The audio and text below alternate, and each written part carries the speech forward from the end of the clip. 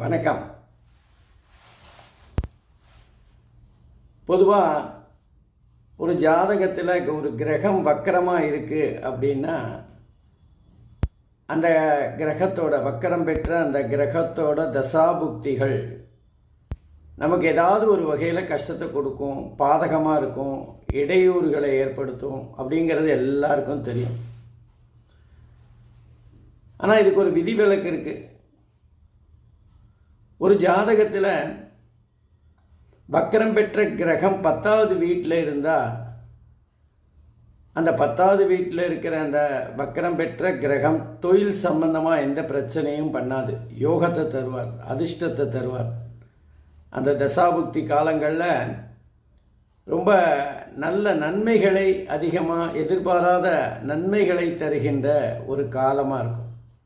நன்றி, வணக்கம்.